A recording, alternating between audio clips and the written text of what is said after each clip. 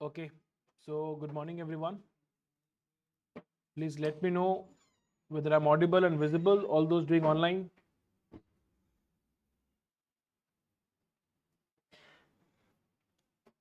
मुस्कान, perfect. ठीक है, तो अपने स्टार्ट करते हैं क्लास को। अगर किसी का पास्ट क्लास नहीं भी किया हुआ है तो आपको आज की क्लास में कोई प्रॉब्लम नहीं होगा, बट मुझे उम्मीद है।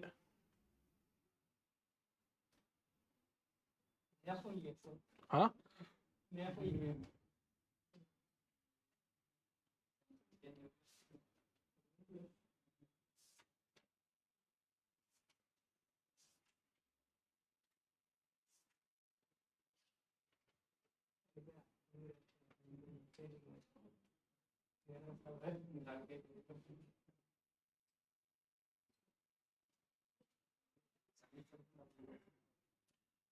अब गरीब आदमी क्या करेगा बताओ। अरे रोड में गिरा हुआ था फोन। सही बता रहे। Yes Vishakha, good morning. Road में गिरा हुआ था, रोड में गिरा, उठा लिए। हाँ, नहीं चाहिए था नया फोन एक, इसलिए उठा ली। नहीं तो तुमको सोचे थे तो तेरे को ही देने का, फिर याद आया कि नहीं हमको चाहिए। चलो ठीक है। So today we are starting a new chapter, ठीक है। But please make sure, yes Najmul good morning, जिनका भी अगर किसी का कोई क्लास पेंडिंग है बेसिक्स में से, आपको जरूर करना चाहिए। उससे क्या होगा, आपको आगे के चैप्टर्स में इजी होगा, राइट। सब्जेक्ट नया है तो आपको एक आइडिया होना चाहिए कि सब्जेक्ट में है एग्जैक्टली क्या, करेक्ट। और तो इसलिए करना है, राइट। बट ऐसा नहीं है कि वो नहीं अगर किया हुआ है तो आपको आज के क्लास में कोई प्रॉब्लम होगा। मतलब you will face no problem in today's class, you can manage it, right. So we are starting with a chapter that is material cost. Material cost हम लोग इस चैप्टर को स्टार्ट कर रहे हैं। ये आपके सिलेबस का सेकंड चैप्टर है। फर्स्ट चैप्टर हम लोग डिस्कस किए थे introduction to cost and management accounting. तो लास्ट 4-5 क्लासेस से हम लोग इंट्रोडक्शन ही तो कर रहे थे सब्जेक्ट का, ठीक है। तो we are starting with material cost, this is chapter 2 of your syllabus. और एक आसान सा चैप्टर है बिकॉज आपको समझ में आएगा हाउ इट इज इजी। देखो सबसे पहला बात, जो लोग बेसिक्स क्लास किए वो लोग बोलेंगे हाँ सर मटेरियल कॉस्ट आपने बताया था on the basis of nature, on the basis of nature. तीन तरह का कॉस्ट था, मटेरियल कॉस्ट, लेबर कॉस्ट और एक्सपेंसेस। Expenses, right.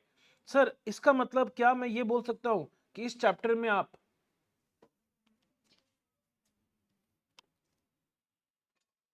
इस चैप्टर में पहला बात आप ये बताइए, इस चैप्टर में आप हमको ये बताइए,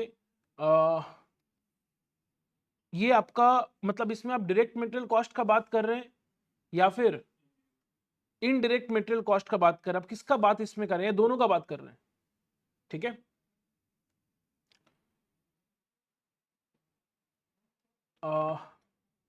अच्छा एक क्वेश्चन है, हम अभी कंफ्यूजन में क्यों है पता है। एक जिनका एक टेक्स्ट आया हुआ है इसलिए हम थोड़ा सा टेंशन में आ गए, क्या है ये, क्या टेक्स्ट है सर, सिलेबस कब तक खत्म होगा, applicable for Jan 25, not at all. It is not, this batch is not applicable for January 25, क्योंकि अब मान के चलिए ये सिलेबस, इस ये जो बैच है आपने जो परचेज किया है, आपने मई का बैच परचेज किया है। तो ये जो बैच चल रहा है मई के लिए चल रहा है, जनवरी के लिए जो मेरा बैच था वो ऑलरेडी खत्म हो चुका है, राइट। हमेशा हम लोग सिलेबस 4-5 महीना पहले खत्म करते हैं एग्जाम से कम, बेयर मिनिमम, करेक्ट। तो इसीलिए ये बैच जनवरी के लिए नहीं है, एकदम भी नहीं है जनवरी के लिए। मतलब कुछ बच जाएगा आपका, मतलब अगर आप बोलेंगे नहीं सर हम यही बैच कर रहे हैं, क्योंकि आपको जो बुक्स गया है, अगर आप इस बैच में एंटर किए मतलब आपको जो बुक्स गया, मई का बैच गया, हर बैच में बुक हम चेंज करते हैं। मतलब मान लो आप बोलेंगे मेरे को जनवरी का सर आप एक्सेस दे दीजिए, राइट। तो एक्सेस देंगे तो क्या होगा, आपको बुक जो है वो किसका है, मई का है। सितंबर के लिए चेंज हो गया, हाँ नहीं, ये जो अभी बुक आप लोगों का चल रहा है, मतलब जनरली क्या होता है, एक साल एक टर्म का, जैसे मई सितंबर, मई और सितंबर ये दोनों का बुक्स क्या होगा, सेम होगा। मई और सितंबर का बुक्स क्या रहेगा, सेम रहेगा। फिर जनवरी में अगर रिक्वायरमेंट पड़ेगा तो अब हम क्या कर रहे हैं, अब हम चेंज करने के बारे में नहीं सोच रहे एक्चुअली। अब हम क्या सोच रहे हैं कि I will only insert questions, I will not change the book, right. तो वो चीज है। बट हाँ, अगर हम जनवरी 25 का बात करें तो उसके लिए बुक्स ही मेरा अलग था। मतलब ये बैच, मतलब primarily it is for either May और सितंबर 25। उसके पहले का बैच में जनवरी 25 का, सितंबर का तो एग्जाम हो ही गया है, ठीक है ना। जनवरी 25 का ये बैच नहीं है, क्योंकि ये बैच खत्म अराउंड आपका, मतलब मान के चलिए जनवरी एंड तक ये सिलेबस खत्म होगा। तब तो 4-5 महीना हम लोग एग्जाम, नहीं सॉरी गलत बात कर रहे हैं, हम लोग तो कैलकुलेशन किए थे ना, मतलब अपना टारगेट यहाँ पे क्या है, मार्च, नॉट जनवरी, राइट। मार्च तक खत्म करने का अपना टारगेट रहने वाला है, करेक्ट है। क्योंकि ये primarily it is either for May और यू कैन से फॉर सितंबर, डेफिनेटली फॉर सितंबर एंड ऑल्सो फॉर मे। आराम से अगर मार्च में खत्म होता है, टेस्ट के साथ हो रहा है, मतलब ये जो कंप्लीशन टेस्ट के साथ कंप्लीट हो रहा है आपका, तो इसका मतलब you will face no problem. It is for May 25 और सितंबर 25 और जनवरी 26 ऑल्सो। किसी को जनवरी 26 में एग्जाम देना उसके लिए भी है, बट जन 25 के लिए बैच नहीं है, ठीक है ना। हमें बुक्स कब तक आएगी, ऑलरेडी आई थिंक 2-3 दिन पहले डिस्पैच मैंने कर दिया है। हो सकता है 1-2 दिन में पहुंच जाएगा, डिपेंडिंग ऑन आपकी सिटी से। अब बहुत सारे बच्चों को, आप लोग हरियाणा के हैं, लुधियाना के, अमृतसर के, बहुत सारे सिटीज़ के, तो इट मे टेक टाइम। तो बस 2-3 दिन के अंदर और मैक्सिमम मतलब इन अ वीक बुक्स पहुंच जाता है, तो you will get the books, there is no issue, ठीक है। मतलब डिस्पैच हो चुका है मेरे तरफ से, सारे बुक्स डिस्पैच हो चुके हैं, जितने भी स्टूडेंट सबके बुक्स डिस्पैच हो चुके हैं, राइट। चलिए ठीक है, so I think we should continue. मेरे मन में कंफ्यूजन आ गया, ये देख के हम डर गए थे, इसलिए हम आगे को क्या पढ़ाना है वो मेरे दिमाग में था ही नहीं। चलो अब आते यहां पर, अब सुनो मेटेरियल कॉस्ट। आपको एक चीज हम बोले थे, अब एक बात बताओ, एक बात बताना, कॉस्टिंग में इनडायरेक्ट मटेरियल कॉस्ट बोल के कोई कॉन्सेप्ट है क्या? मैंने एक बात बोला था, पूरे कॉस्टिंग 6 टर्म्स के ऊपर चलता है, पूरा कॉस्टिंग 6 टर्म्स से चलता है। पहला टर्म क्या था, direct material cost. Second term क्या था, डायरेक्ट लेबर कॉस्ट। तीसरा डायरेक्ट एक्सपेंस। चौथा प्रोडक्शन ओवरहेड। पांचवा ऑफिस एंड एडमिनिस्ट्रेशन ओवरहेड। और छठा selling and distribution overhead. Very good.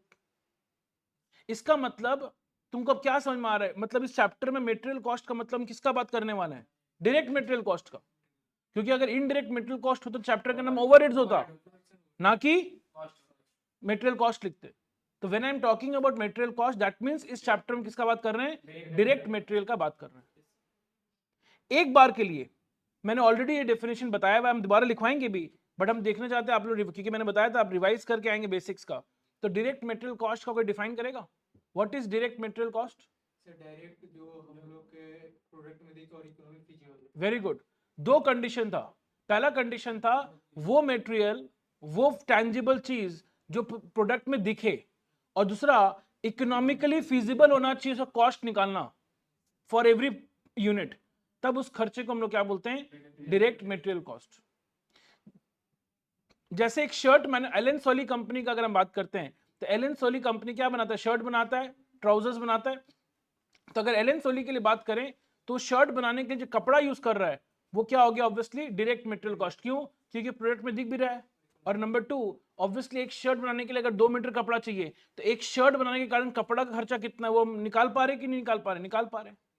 Similarly buttons, अगर एक शर्ट में 10 बटन है, तो पर बटन कितना में खरीदा उसको तो पता ही है। तो 10 बटन के कारण खर्चा कितना हो रहा है वो मालूम चल जाएगा, और वो दिख भी रहा है प्रोडक्ट में, इसलिए बटन क्या हो गया, डायरेक्ट मटेरियल कॉस्ट। लेकिन थ्रेड डायरेक्ट मटेरियल कॉस्ट नहीं है। क्यों? क्योंकि वो प्रोडक्ट में तो अगर तुम बोल रहे दिख रहा है तब ठीक है, लेकिन इट्स नॉट इकोनॉमिकली फीजिबल कि एक शर्ट के कारण कितना थ्रेड लग रहा है वो बताना पॉसिबल नहीं है, ठीक है। इसीलिए थ्रेड डायरेक्ट मटेरियल कॉस्ट नहीं हुआ।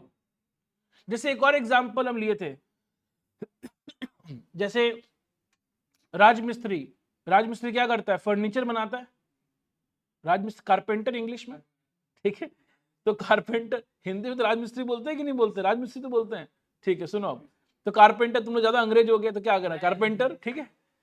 तो कारपेंटर क्या करता है, फर्नीचर बनाता है। अच्छा, एक सोफा बनाने के लिए कितना किलो का उसको मतलब लकड़ी चाहिए, उसको पता होगा कि नहीं पता होगा, पता ही होगा। तो और वुड दिख रहा है कि नहीं दिख रहा है, दिख रहा है, इसलिए वुड मेरे लिए क्या हो गया, डायरेक्ट मटेरियल कॉस्ट। लेकिन फेविकॉल डायरेक्ट मटेरियल कॉस्ट नहीं बोलेंगे, क्यों, क्योंकि एक पर्टिकुलर चेयर के लिए, एक पर्टिकुलर सोफा के लिए कितना फेविकॉल लगेगा वो बता नहीं, कितना खर्चा लगा, क्योंकि खरीदेंगे तो पूरा डब्बा ना।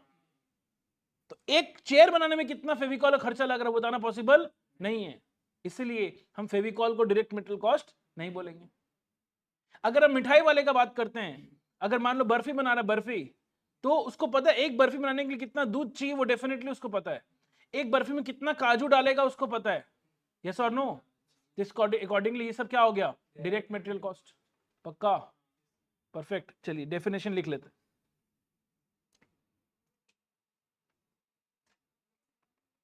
ये क्या होगा, चाहेगा तो सर फेविकॉल का भी तो निकाल ही सकता है। देख प्रैक्टिकली अब ये तो तब ऐसा हो सकता है, मान लो 1 किलो फेविकॉल खरीदे, ठीक है, और हम जब यूज कर ले वापस नापेंगे कितना किलो बचा हुआ है। अच्छा, इसका मतलब प्रोपोर्शनेटली इतना इतना था।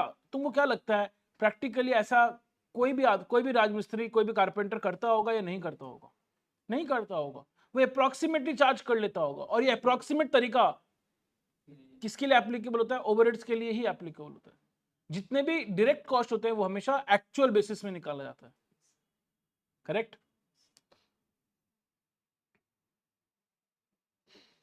तो हम लोग लिखेंगे मीनिंग, मीनिंग में लिखो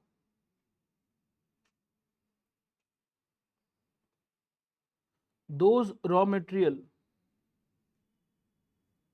cost which are incurred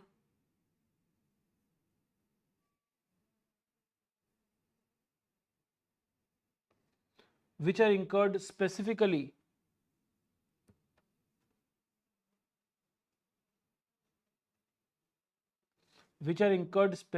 for production of our product, for production of our product,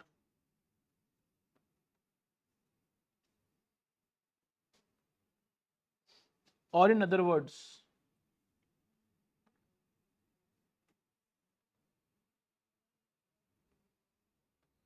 those materials which become part of our product, or in other words, those material which become part of our products are called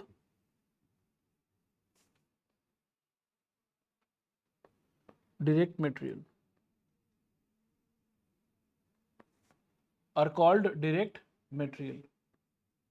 Example, cloth in manufacturing, shirt,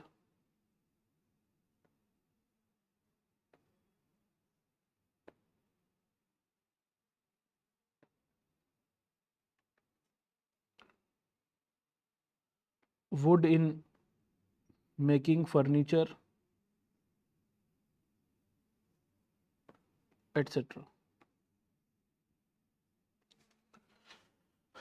पहले ये definition में बताएंगे, कोई भी student चाहे आपका past class किया हुआ है नहीं किया हुआ से कोई फर्क नहीं पड़ता। ये डेफिनेशन में किसी को भी कोई डाउट है क्या,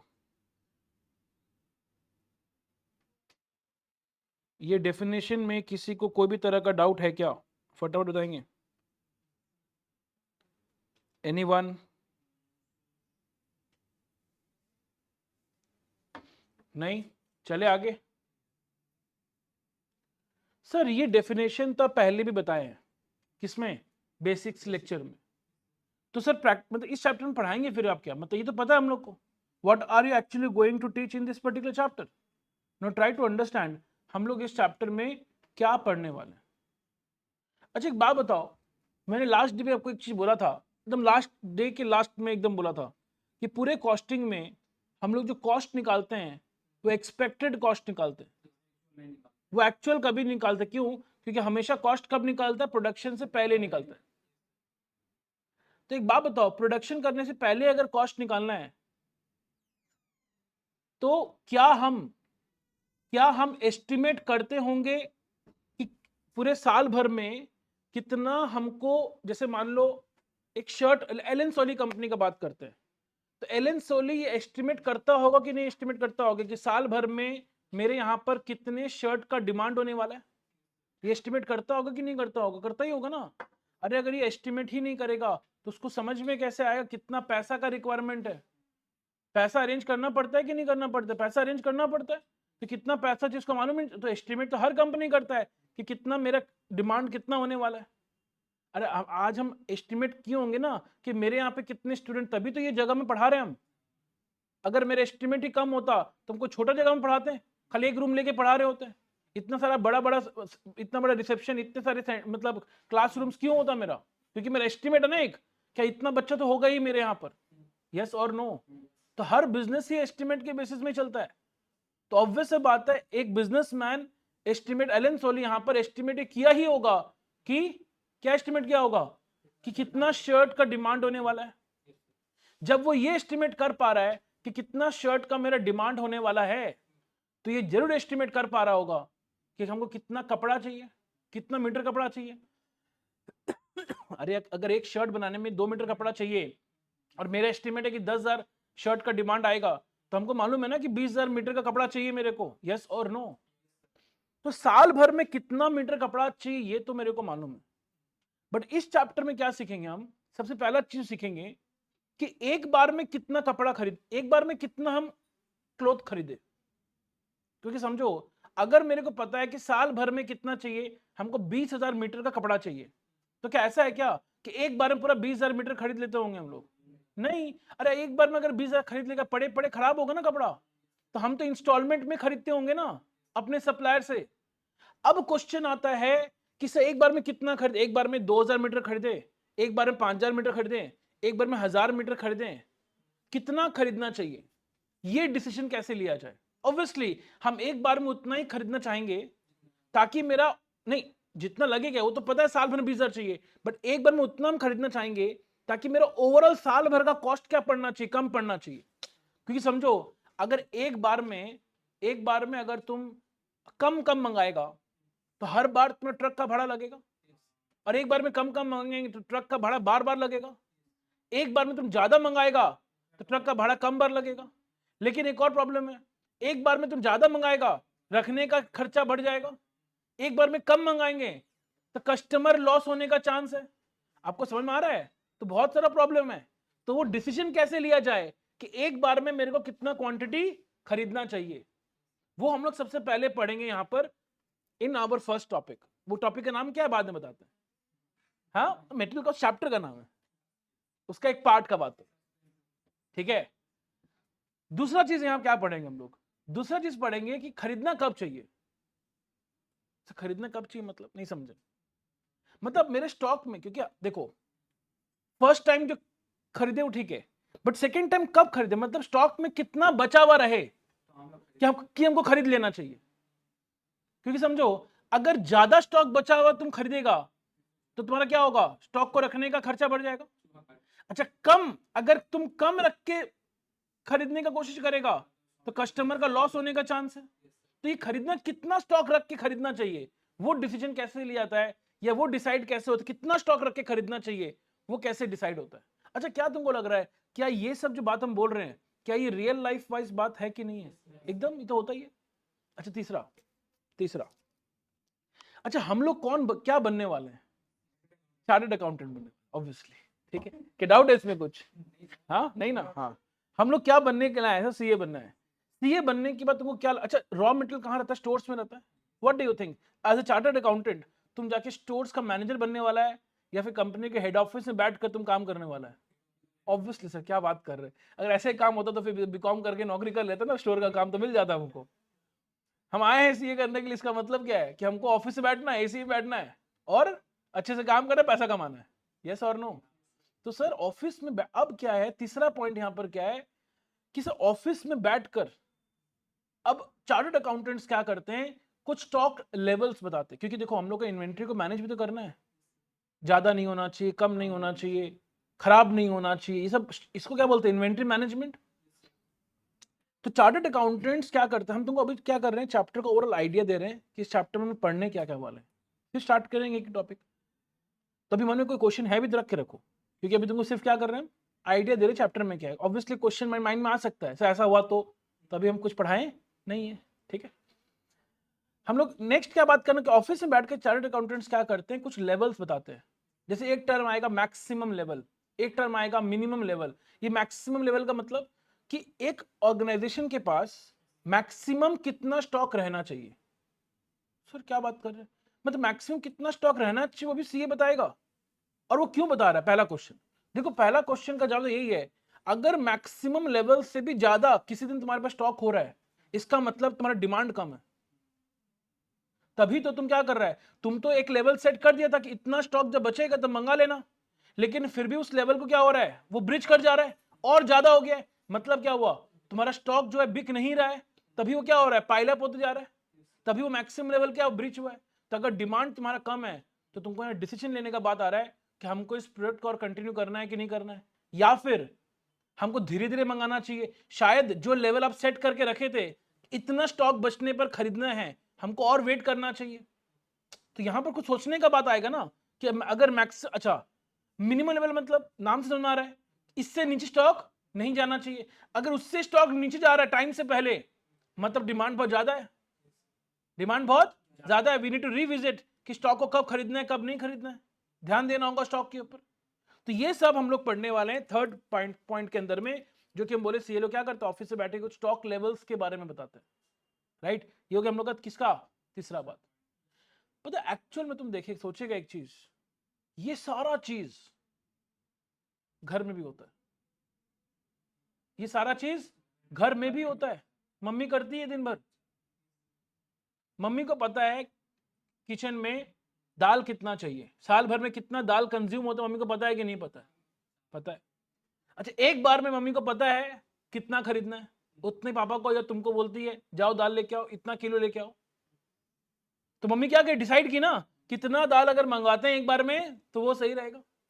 अच्छा कब खरीदना मम्मी को पता है, क्योंकि जब खरीदना होगा मम्मी को पता है कि इतना दाल बचा हुआ है, इसके बाद क्या करना है, हमको सागर को भेजना है मार्केट में, क्या करने के लिए, दाल खरीदवाने के लिए। तो वो हो गया सेकंड। अरे मम्मी लोग से बड़ा सीए कौन है, कोई नहीं है। हाँ, अरे घर का क्या हो, ऑल इन ऑल है वो तो सब कुछ है। तुमको तुम्हारा बिजनेस संभाल लेगी, तुम दे एक दिन बिजनेस संभाल, तुमसे अच्छे संभाल लेगी। समझ आया, मतलब women power don't under estimate, ठीक है। अच्छा मम्मी को पता है दाल इससे कम अगर हो गया है तो डेंजर का बात है, तुरंत मंगाना पड़ेगा। शायद मम्मी का हैबिट होता होगा एक पर्टिकुलर शॉप, लेकिन वो शॉप क्या दूर है, लेकिन अगर मिनिमम लेवल से भी नीचे आ जाए तो मम्मी क्या बोलती, तुमको नहीं बगल से भी लेके आओ, अभी तुरंत चाहिए हमको, अभी खाना बनाने के लिए नहीं है। समझ आ रहा है, तो वो क्या होगी, ऑफिस में बैठ के मिनिमम लेवल मैक्सिमम लेवल का बात आ रहा है। तो ये सब चीज तो क्या है, रियल लाइफ वाइज बात है, ठीक है, घर में भी होता है। बट ऑब्वियसली हम लोग घर का बात नहीं कर रहे हैं, हम लोग घर के सीए नहीं बनने जा रहे हैं, घर के भी सीए बनेंगे बिकॉज घर का भी संभालेंगे अकाउंट्स हम लोग, लेकिन हम लोग बात किसके पॉइंट से कर रहे हैं, ऑर्गेनाइजेशन के पॉइंट से बात कर रहे हैं, ठीक है। तो ये सारा डिस्कशन अपना होने वाला है इस पर्टिकुलर चैप्टर में। नीचे हेडिंग देंगे topics for discussion, topics for discussion.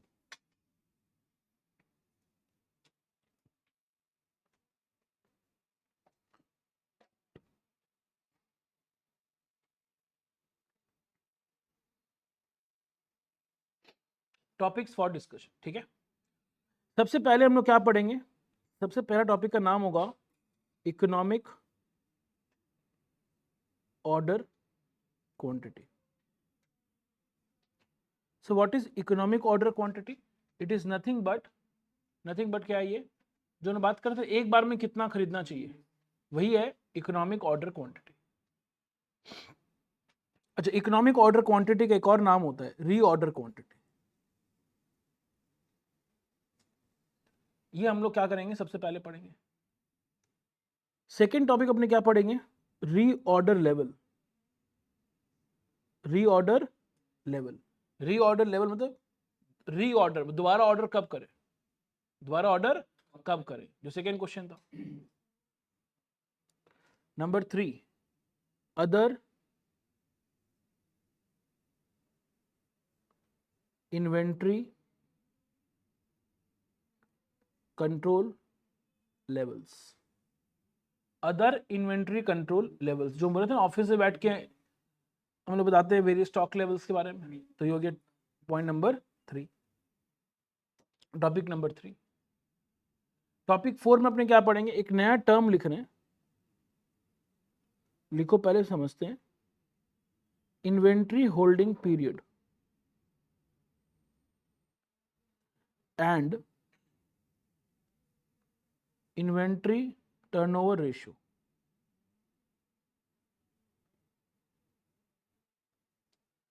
Inventory holding period और क्या है, इन्वेंट्री टर्नओवर रेशियो।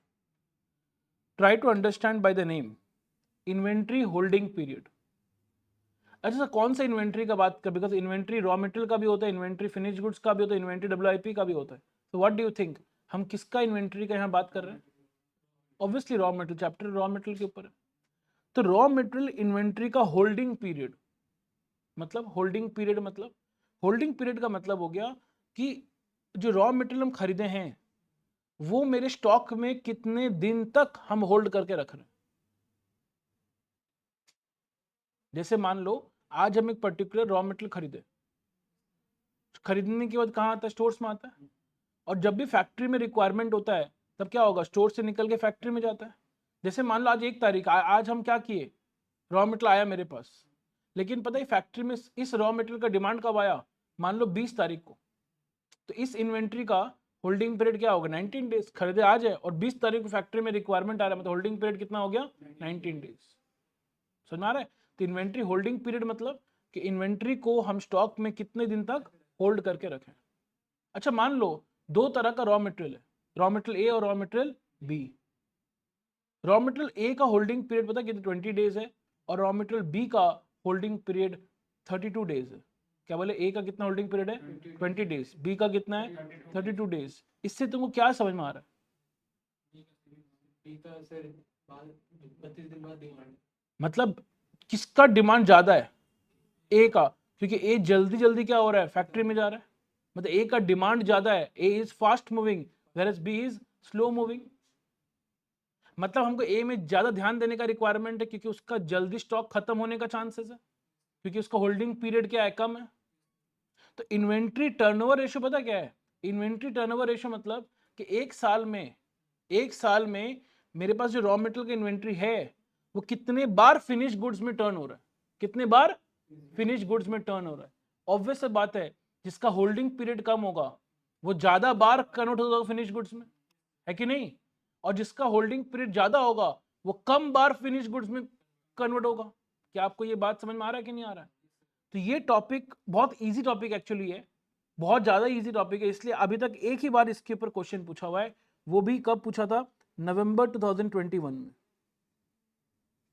नवंबर 2021 में इसके ऊपर एक बार क्वेश्चन खाली पूछा है बस, क्योंकि ये बहुत ही आसान टॉपिक है। अभी तुमको लग रहा है अरे ये तो बहुत अच्छा टॉपिक लग रहा है बहुत इजी है, ठीक है, इससे आसान टॉपिक कुछ है ही नहीं पूरे चैप्टर में, इसलिए एक ही बार क्वेश्चन पूछा इस टॉपिक के, बट अगेन एक ही बार पूछा है, कभी भी पूछ ले तो अच्छा बात है, पूछ ले तो अच्छा बात बच जाएगा, ठीक है ना।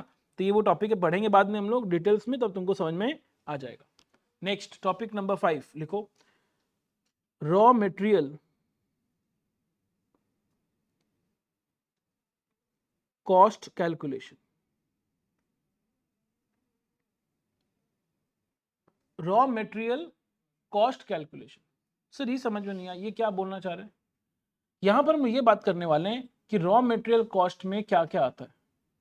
जैसे अगर थोड़ा फाउंडेशन का हम बात करें, या फिर आप लोग अगर कोई डायरेक्ट एंट्री से भी है, तो अगर आप हम बीकॉम में बात करें तो आपने एक चैप्टर पढ़ा है फाउंडेशन में या फिर बीकॉम में, इन्वेंट्री बोल के पढ़े ना।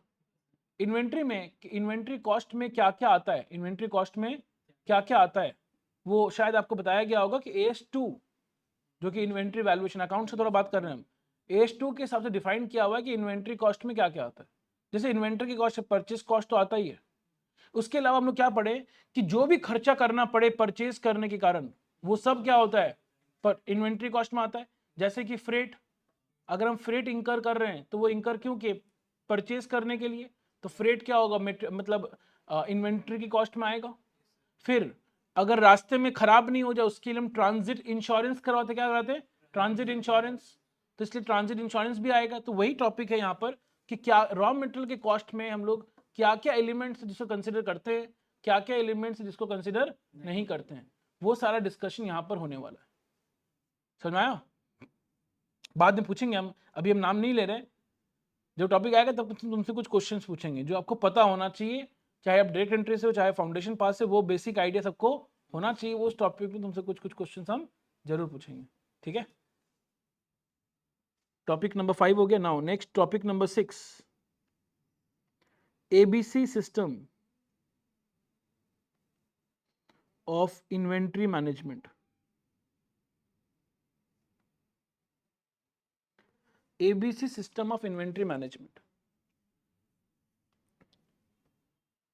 ABC system of inventory management मतलब देखो, इन्वेंट्री मैनेज करने का एक तरीका तो हो गया जो सीए लोग ऑफिस से बैठ के लेवल्स बता दी उसके बेसिस से मैनेज करो। ये एक और तरीका एबीसी सिस्टम। ना व्हाट इज एबीसी सिस्टम? नहीं, ये बोली क्या? एबीसी को एक्टिविटी बेस्ड कॉस्टिंग है, तो अलग चैप्टर आएगा, बाद में पढ़ेंगे क्या है ये। वो कुछ बोल रही है बट बाद में पढ़ेंगे इसके बारे में हम लोग। लेकिन ये एबीसी सिस्टम मतलब एक्टिविटी बेस्ड कॉस्टिंग का बात नहीं हो रहा, कुछ और बात हो रहा है। बोलते हैं ना, जैसे आपको याद होगा जब फाउंडेशन में आप थे तो एग्जाम से पहले मैंने बताया था एबीसी एनालिसिस किया था कि category A, category B, category C. जैसे कैटेगरी ए में कौन से चैप्टर्स होते थे? Important chapters. कैटेगरी बी में मीडियम इंपॉर्टेंट, कैटेगरी सी में लिस्ट इंपॉर्टेंट। तो ये कॉस्टिंग से सीख के करवाएं, वो इसी चैप्टर से मेरा सीखा हुआ है। ये एबीसी सिस्टम क्या बोलता है? कैटेगरी ए में मोस्ट इंपॉर्टेंट वाले इन्वेंट्री रहेंगे, मतलब जो सबसे कीमती वाले इन्वेंट्री रहेंगे। कैटेगरी बी में मीडियम इंपॉर्टेंट और कैटेगरी सी में लिस्ट इंपॉर्टेंट। जैसे फॉर एग्जांपल लेते हैं, एक ज्वेलरी शॉप का एग्जांपल ले तो उसके लिए कैटेगरी ए में क्या आएगा? डायमंड, गोल्ड या सिल्वर? डायमंड। और बी में गोल्ड और सी में सिल्वर। तो ये सिस्टम ये सिखाता है कि भाई जो टॉप मैनेजमेंट है उसको किस में ध्यान रखना चाहिए? Category A. जो मिडिल लेवल मैनेजमेंट है, मैनेजर्स हो गए, सीनियर मैनेजर्स हो गए, उन लोगों को किस में ध्यान रखना चाहिए? कैटेगरी बी के ऊपर। और कैटेगरी सी में किसको ध्यान रखना है? लोअर लेवल, अब जूनियर अकाउंटेंट्स वगैरह जो है, जूनियर लेवल में जो लोग हैं वो लोग को ध्यान किस में दे दो? Category C. इससे क्या हुआ? आप काम को डिवाइड कर रहे हैं, और काम को अगर सही तरीके से डिवाइड, क्योंकि ऐसे क्या होगा, टॉप मैनेजमेंट क्या हो रहा है? सिल्वर के बारे में भी सोच रहा है, सामान खराब हो रहा है कि नहीं हो रहा है, गोल्ड का भी देख रहा है, डायमंड का भी देख रहा है। एक डायमंड अगर चोरी हो गया तो वो तो क्या होगा? तो हालत खराब हो जाएगा ना। जैसे टॉप मैनेजमेंट को क्या बोलो कि भाई वो लोग डायमंड नहीं देखें। इसलिए कभी भी देखना, तुम ज्वेलरी शॉप में जाएगा ना, तुमको अगर सिल्वर चाहिए तो एक लोअर लेवल का स्टाफ तुमको दिखाएगा, बट डायमंड अगर चाहिए मालिक खुद तुमको दिखाएगा, अलग जगह में लेके जाएगा, वो तुमको खुद दिखाएगा, चाय पानी नाश्ता भी खिलाएगा, और फिर तुमको क्या करेगा? डायमंड, वो कंपनी, वो दुकान का मालिक ही दिखाएगा, कोई और किसी को दिखाने देगा ही नहीं। अच्छा, तुमको जो अलग जगह में लेके जा रहा है ना, एक अलग से सेक्शन हो तो वहां लेके जाता है और वहां दिखाता है, इसीलिए नहीं कि वो तुमको इज्जत देना चाह रहा है, इसीलिए बिकॉज वहां सबसे सबसे ज्यादा कैमरा लगा हुआ है। क्योंकि तुम्हारे पे भरोसा थोड़ी है, वो तुम तो अलग कस्टमर है खाले। अरे तुम चोरी करने आया होगा तो अब बोल दे डायमंड दिखाओ, समझ में आया?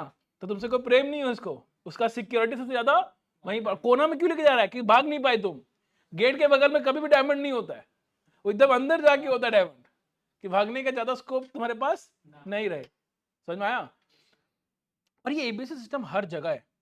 अंडरस्टैंड समथिंग, आज तुम कोई भी सोचो ना, ये एटलीस्ट हम लोग सीए में तो ये डिस्क्रिमिनेशन नहीं होता है, बट साइंस वगैरह में ये डिस्क्रिमिनेशन जरूर है।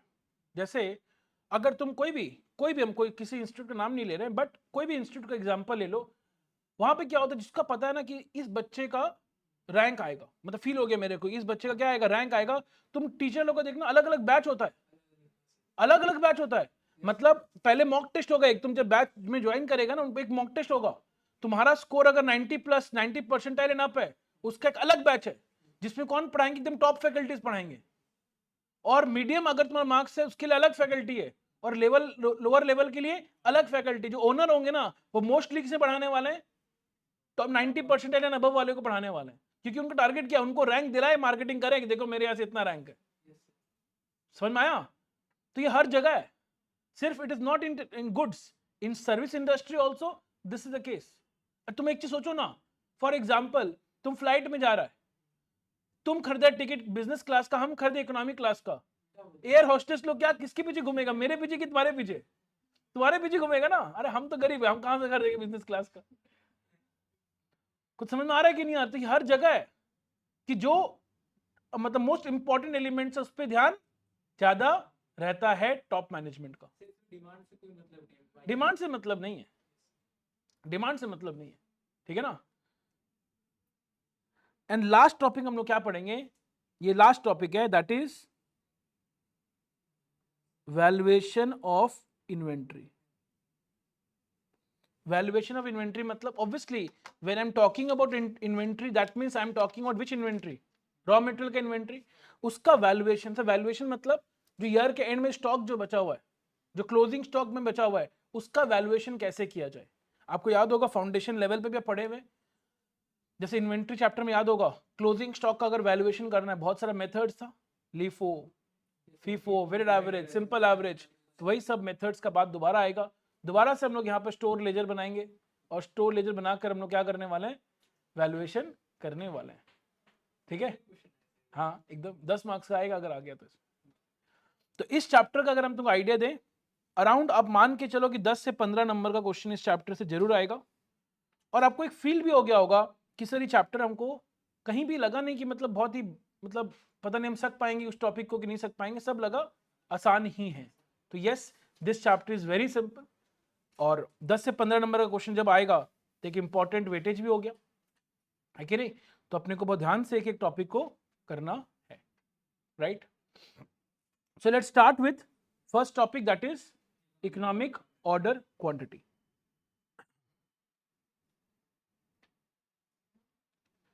So पहला टॉपिक क्या है, इकोनॉमिक ऑर्डर क्वांटिटी। आप लिख लो कॉपी में, हेडिंग दे दो।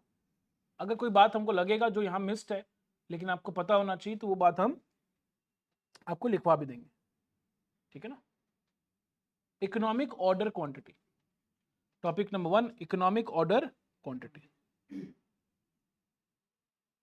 सर एक बात समझना है आपसे, सर पहले तो एक बात बताएंगे आप कि सर ये ऑर्डर क्वांटिटी का मतलब क्या होता है। क्वांटिटी चाहिए, मतलब एक बार में जो ऑर्डर करते हैं, एक बार में कितना मंगाना है, साल भर में कितना मंगाना है तो पता होता है, वो तो डिमांड। एक बार में कितना मंगाना चाहिए उसको क्या बोलते हैं, ऑर्डर क्वांटिटी। तो ऑर्डर क्वांटिटी मतलब हिंदी में लिख ले, एक बार में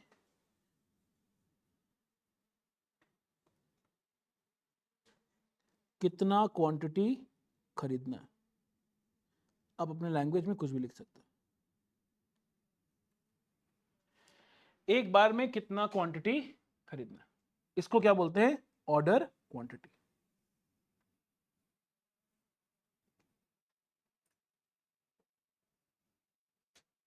ठीक है। सिर्फ इकोनॉमिक बगल में लिखा हुआ है, तो इस वर्ड का मतलब हुआ कि एक बार में कितना क्वांटिटी खरीदे कि वो मेरे लिए इकोनॉमिकल हो, कॉस्ट इफेक्टिव हो। मतलब एक बार में कितना खरीदे कि साल भर में जो खर्चा लगेगा ना वो कम से कम हो, वो कम से कम हो। देखो जब भी आप रॉ मटेरियल खरीदते हैं, ऑब्वियसली ऑर्डर करने का तो क्या खरीदना है हम लोग को, जब भी आप रॉ मटेरियल खरीदते हैं ना, 3 तरह का कॉस्ट इन्वॉल्व होता है। एक होता है जो यहाँ तीनों नाम यहाँ लिखा हुआ भी है, एक होता है परचेज कॉस्ट, एक होता है ऑर्डरिंग कॉस्ट और एक होता है carrying cost. Sir purchase cost तो समझ में आता है, बट ये दोनों नाम नया लग रहा है हम लोग को, ऑर्डरिंग कॉस्ट और कैरिंग कॉस्ट, इन दोनों के बारे में समझाइए। लेकिन ऑब्वियसली पहले परचेज कॉस्ट का बात करें तो परचेज कॉस्ट का मतलब क्या है कि जो भी रॉ मटेरियल का सप्लायर है उसको हम जितना रुपए पेमेंट करते हैं खरीदने के कारण, उसी को तो बोलते हैं परचेज कॉस्ट। उसमें कॉस्ट भी आ गया, आप कुछ टैक्सेस वगैरह पेमेंट करें वो भी आ गया, डिस्काउंट वगैरह का माइनस कुछ किया हुआ है तो माइनस किया, जो भी फाइनल बिलिंग अमाउंट, जो भी फाइनल बिलिंग अमाउंट है उसी को क्या बोलेंगे हम, परचेज कॉस्ट बोलेंगे। लेकिन सर ये ऑर्डरिंग कॉस्ट का मतलब क्या, अगर सिंपल भाषा में बोले, ऑर्डरिंग कॉस्ट का मतलब हो गया, अगर हम वर्ड्स में जाएं, ऑर्डरिंग कॉस्ट, ऑर्डर करने के कारण जो खर्चा हो रहा है, ऑर्डर करने के कारण जो मेरा खर्चा हो रहा है उसको हम क्या बोलेंगे, ऑर्डरिंग कॉस्ट। और इसको अच्छे तरीके से बोले तो ऑर्डरिंग कॉस्ट का मतलब हो गया, ऑर्डर करने से लेकर जब तक गुड्स फिजिकली तुम्हारे पास पहुंच नहीं जाए तब तक जो भी खर्च तुम्हारा लग रहा है वो सारा क्या है, ऑर्डरिंग कॉस्ट है। यस, तो ऑब्वियसली फ्रेट क्यों लग रहा है? खरीदने के कारण लग रहा है और वो पहुंचने के पहले का खर्चा है, इसलिए freight is obviously a perfect example of ordering cost. चाहे हम ट्रांजिट इंश्योरेंस का बात करें, वो भी मेरा क्या होगा? ऑर्डरिंग कॉस्ट, क्योंकि खरीदने के कारण ट्रांजिट इंश्योरेंस करवाए हम। परचेस कॉस्ट में तो क्या आएगा? जो बिलिंग अमाउंट है, बिल में थोड़ी ना फ्रेट होगा, बिल में फ्रेट नहीं होगा। हाँ, ये अलग बात है, कभी कभी बिल में भी फ्रेट होता है। बहुत बार क्या होता है, जो सप्लायर है वही आपसे ट्रांसपोर्टेशन क्या कर रहा है? चार्ज कर रहा है कॉस्ट, क्योंकि आपको फिर अलग से ट्रांसपोर्टेशन, जो आदमी आया उसको पेमेंट नहीं करना है, आपको सप्लायर को अगर पेमेंट करना है, तब बिल में क्या होता है? फ्रेट इंक्लूडेड रहता है। मतलब अगर वैसा कोई सिनेरियो है तो वो परचेज कॉस्ट में आ जाए, क्योंकि you are paying to the supplier. But in general ऐसा नहीं होता है। हम लोग अगर कोई ट्रांसपोर्टेशन होता है तो बिलिंग जो रिसीव करता है उसको ही पे करने का रहता है, वही पे करता है किसको? ट्रांसपोर्टर को। तो इसलिए हम लोग मतलब फ्रेट को कभी भी नहीं सोचेंगे कि परचेज कॉस्ट का पार्ट है, हमेशा क्या मानेंगे उसको? हम लोग ऑर्डरिंग कॉस्ट का ही पार्ट है। ट्रांजिट इंश्योरेंस कौन करवाता है? हम करवाते हैं कि मेरा सामान जो रास्ते में, अगर क्योंकि अगर अकाउंट्स का कॉन्सेप्ट में जाए तो भाई बोलता है ना, जब सामान अगर मेरे यहाँ से निकल गया और हम बिल तुमको दे चुके, मतलब ओनरशिप ट्रांसफर हो चुका है। तो हाँ, सेल्स ऑफ गुड्स एक्ट, अगर ओनर, दो कंडीशन है, पहला बात बिल हो गया, बिल हो गया मतलब ओनरशिप ट्रांसफर, और प्लस फिजिकल पोजीशन मेरे यहाँ से निकल चुका, क्योंकि अब तो वो कहाँ? रास्ते में। तो अब सारा रिस्पॉन्सिबिलिटी किसके ऊपर आ गया? मेरे ऊपर आ गया ना। तो हम करवाएंगे ना ट्रांजिट इंश्योरेंस। रास्ते में चोरी अगर हो गया तो कम से कम इंश्योरेंस अगर किया हुआ तो पैसा रिकवर हो जाएगा, राइट? तो ट्रांजिट इंश्योरेंस हम क्यों पे? कि खरीदने के कारण। तो ऑब्वियसली ट्रांजिट इंश्योरेंस में किसका पार्ट होगा? किसका पार्ट होगा? ऑर्डरिंग कॉस्ट का ही पार्ट होगा। सेटअप कॉस्ट, सेटअप कॉस्ट का मतलब सेटअप करने, जैसे कंप्यूटर मंगवाया तो सेट करने के लिए, वो तो आने के बाद खर्चा हुआ ना, वो नहीं आएगा। और पहले बात कंप्यूटर का तो तुम बात कर रहा है, वो तो एसेट है, वो तो मेटेरियल नहीं है, ठीक है? वो तो इंस्टॉलेशन कॉस्ट होगा, तो एसेट की कॉस्ट में जुड़ जाता है वो तो। कंप्यूटर को सेटअप करने के लिए अगर कोई खर्चा हुआ है, AS10 क्या बोलता है कि रेडी टू यूज तक लाने के लिए जो भी खर्चा करना होता है एसेट में, वो एसेट की कॉस्ट में क्या होता है? कैपिटलाइज हो जाता है। मेरा कंप्यूटर का ही दुकान है ये, हाँ, नहीं तो तुम्हारा खर्चा कहाँ हुआ? तुम तो कस्टमर से रिकवर करेगा ना पैसा। तुम्हारा खर्चा क्या होगा? तुम अपने इंजीनियर को भेजा, उसके बदले तुम क्या किया? तुमको सर्विस दिया है, तो वो तो तुम्हारे लिए रेवेन्यू हो गया, तुमको तो उसके बदले पैसा मिलेगा। परफेक्ट है, ठीक है। अब अगर हम बात करें तुम्हारा किसका बात कर रहे थे हम लोग? ऑर्डरिंग कॉस्ट का, करेक्ट? तो ट्रांजिट इंश्योरेंस किसका पार्ट हो गया? ऑर्डरिंग कॉस्ट का पार्ट हो गया। फिर हम लोग और क्या बात किए? फ्रेट का बात की, वो भी ऑर्डरिंग कॉस्ट हो गया। अच्छा, लोडिंग एंड अनलोडिंग, सामान ट्रक से उतरवा रहे हैं, उसके लेबर वगैरह मेरा हायर किया हुआ है, तो ऑर्डर करने के कारण अभी तक तो डिलीवर नहीं हुआ, अभी तो उतार रहा है ट्रक से, तो ट्रक से उतारने का खर्चा क्या होगा? वो भी ऑर्डरिंग कॉस्ट का पार्ट होगा। तो लोडिंग अनलोडिंग भी किस में आएगा? ऑर्डरिंग कॉस्ट का पार्ट होगा। जितना भी खर्चा, इन सिंपल वर्ड्स, जितना भी खर्चा ऑर्डर करने से लेकर सामान के फिजिकल डिलीवरी तक जितना भी खर्चा होता है, वो सारा क्या होता है? ऑर्डरिंग कॉस्ट होता है। जैसे आप जानते हैं, बहुत जगह अगर हम दूसरे स्टेट से मंगा रहे हैं तो टोल टैक्स देना पड़ता है, टोल टैक्स देना पड़ता है, तो भी खरीदने के कारण हो रहा है, तो टोल टैक्स भी क्या होगा? ऑर्डरिंग कॉस्ट, ठीक है? जिसको पहले के जमाने में ऑक्ट्रॉय बोलते थे, क्या बोलते थे? ऑक्ट्रॉय, ठीक है ना? अब उसका नाम क्या हो गया? टोल टैक्स हो गया, ठीक है? तो ये सारा क्या हो गया? ऑर्डरिंग कॉस्ट हो गया। कैरिंग कॉस्ट का मतलब सर, जब सामान आ जाए, सामान जब आ जाए, आने के बाद स्टोर करने के कारण जो खर्चा होता है मेरा, उसको क्या बोलते हैं? Carrying cost. Obviously raw material मंगाते हैं तो हमको स्टोर डिपार्टमेंट तो लेना पड़ेगा ना रेंट में। अगर मेरा खुद का भी है तो अपॉर्चुनिटी कॉस्ट, उस जगह को हम कहीं प्रोडक्शन में यूज करते तो कमा पाते, लेकिन नहीं कमा पा रहे, तो मेरा अपॉर्चुनिटी कॉस्ट है वहां पर। और अगर रेंट में लिया हुआ तो मेरा रेंट खर्चा लग रहा है उसको स्टोर करने के कारण, तो मेरे लिए क्या हो जाएगा? Carrying cost. तो कैरिंग कॉस्ट का मतलब क्या है? आने के बाद स्टोर करने के कारण जितना भी मेरा खर्चा हो रहा है। अच्छा, एक चीज सोचो, अगर तुम रॉ मटेरियल को स्टोर करके रखा है, रॉ मटेरियल क्या करके रखा है? स्टोर करके रखा है, तो जितना दिन तुम्हारा स्टोर में रखा हुआ है, अच्छा मान लो रॉ मटेरियल खरीदने के लिए मैंने लोन लिया था, क्या लिया था? लोन लिया था, जितना दिन वो क्या रहेगा?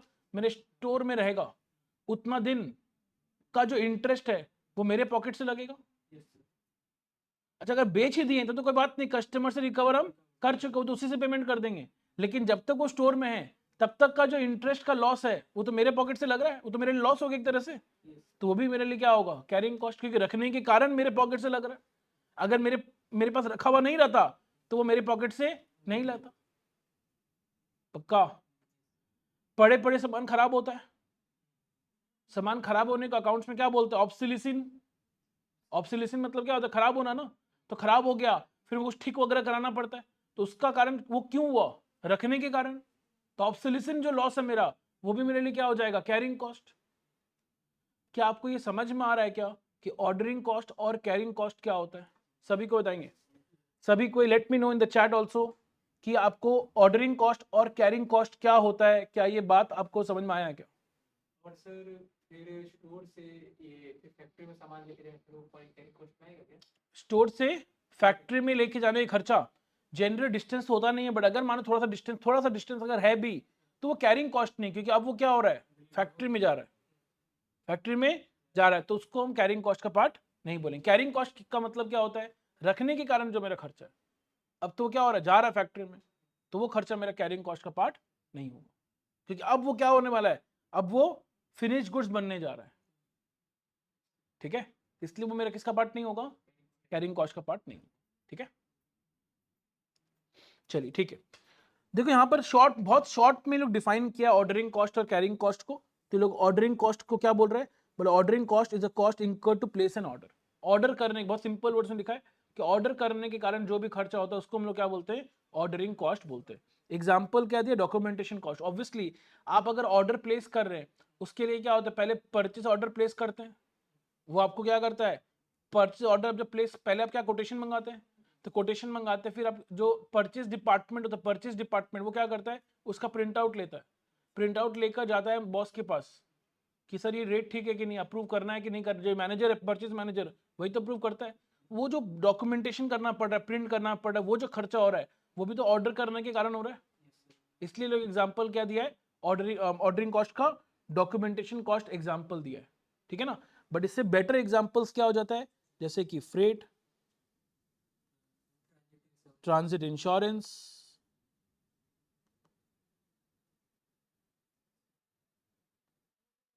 एटसेट्रा। ठीक है ना, डोंट वरी, पीडीएफ मैं आप लोग से शेयर कर लेंगे। ठीक है ना, कोई इशू नहीं। एवरीडे बेसिस में जो भी पीडीएफ में होगा वो ग्रुप में शेयर कर लेंगे।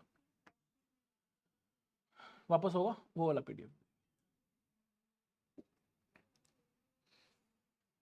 परफेक्ट यहां तक। और देखो कैरिंग कॉस्ट का एग्जांपल क्या दिया है, is a cost incurred to store raw material in stock. जो हम बोले कि स्टोर करने के कारण जो मेरा खर्चा होता है उसको हम लोग क्या बोलते हैं, carrying cost. Example storage cost, interest cost. ठीक है, इसके बाद क्या लिखा उसको पढ़ने का रिक्वायरमेंट अभी नहीं है। क्या यहां तक बात सभी को क्लियर है क्या?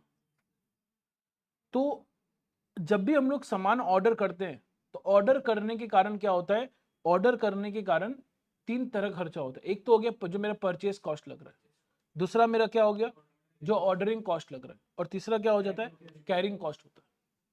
जब नाम में लिखा हुआ इकोनॉमिक, तो हम क्या चाह रहे हैं कि मेरा ऐसा हम लेवल एक बार में उतना खरीदे कि ओवरऑल जो कॉस्ट आए वो मेरा कम से कम है।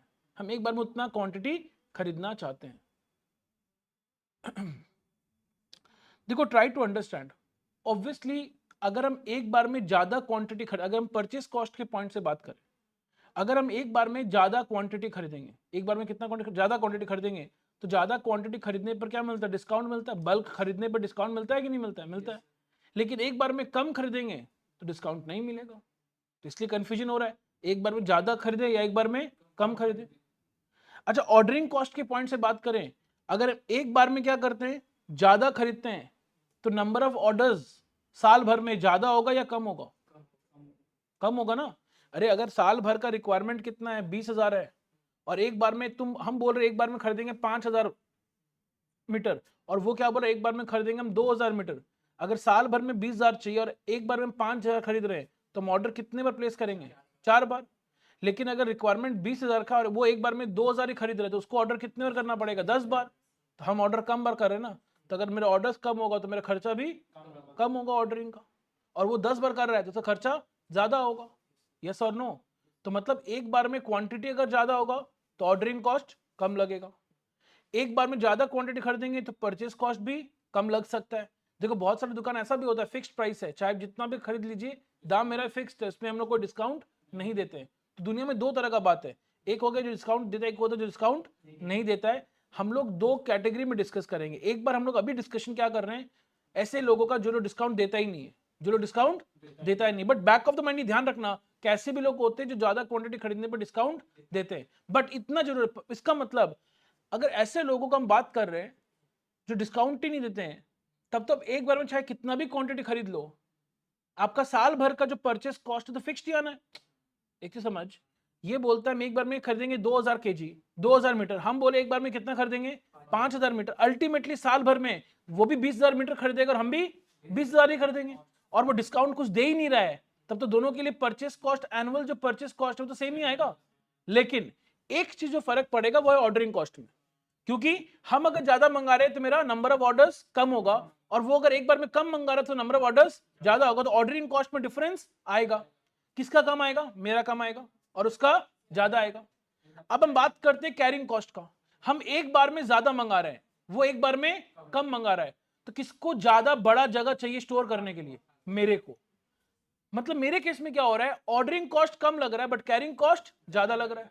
उसके केस में क्या हो रहा है, ऑर्डरिंग कॉस्ट ज्यादा लग रहा है बट कैरिंग कॉस्ट कम लग रहा है, तो कंफ्यूजन खड़ा हो गया। हमको तो ओवरऑल कॉस्ट को क्या करना है, मिनिमाइज करना है। तो ओवरऑल कॉस्ट किस लेवल पे मिनिमाइज होगा वो तुमको कौन सिखाएगा, ये टॉपिक इकोनॉमिक ऑर्डर क्वांटिटी। समझ में आ रहा है, यस और नो एवरीवन। इसलिए यहां पर देखो एक बात लिखा हुआ है, एक बात लिखा हुआ है, ध्यान देना क्या लिखा हुआ है यहां पर, total ordering cost is inversely proportional with quantity पर ऑर्डर।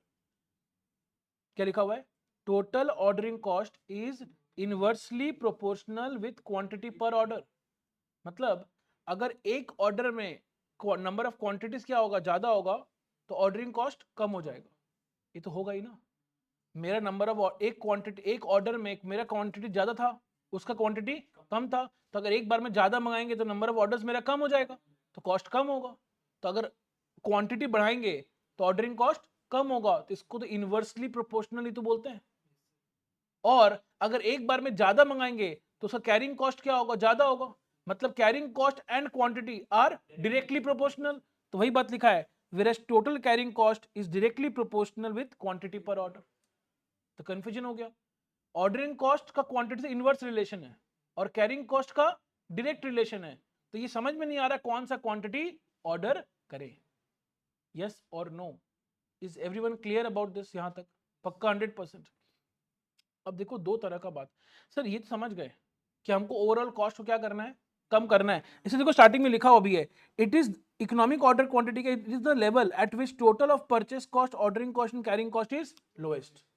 इकोनॉमिक ऑर्डर क्वांटिटी वो ऑर्डर क्वांटिटी का लेवल है जहां पर टोटल कॉस्ट जो है वो क्या होता है, लोएस्ट होता है, वो मिनिमम होता है, राइट। लेकिन क्वेश्चन आता है सर ये इकोनॉमिक ऑर्डर क्वांटिटी निकालते कैसे हैं, how do we calculate economic order quantity. अब इसको कैलकुलेट करने का ना दो केस हो गया। एक केस हो गया उन लोगों के, वैसे सप्लायर का बात कर रहे हैं जो लोग क्या बोलते चाहे आप जितना भी क्वांटिटी खरीद लीजिए आपको हम कोई डिस्काउंट नहीं देंगे, और एक ऐसे लोग हो गए जो लोग बोलते हैं कि नहीं आप ज्यादा खरीदेंगे तो डिस्काउंट देंगे, आप कम खरीदेंगे डिस्काउंट नहीं देंगे या कम देंगे, जितना ज्यादा क्वांटिटी एक बार में खरीदेंगे आपको ज्यादा डिस्काउंट मिलेगा। एक वो लोग का बात हो गया।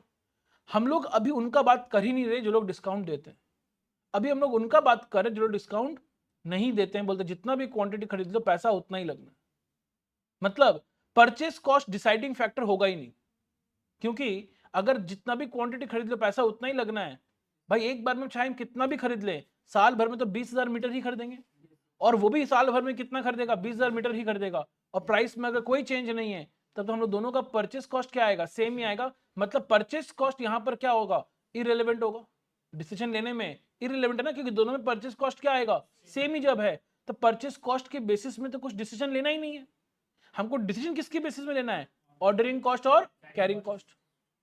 और इसीलिए यहां पर एक फॉर्मूला आ रहा है, यहां पर क्या आ रहा है, अब एक फॉर्मूला आ रहा है इस इकोनॉमिक ऑर्डर क्वांटिटी को निकालने का।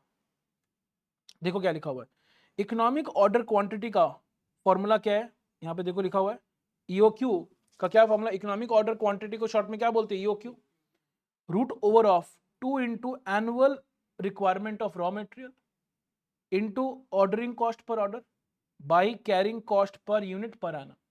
एक्चुअल में शॉर्ट में अगर बोले ना फॉर्मूला पता क्या है, root over of 2 into A into O by C. क्या फॉर्मूला हुआ, root over of 2AO by C. What is the meaning of A, जो यहाँ लिखा हुआ annual demand of raw material. What is the meaning of O, ordering cost per order. What is the meaning of C, carrying cost per unit per आने।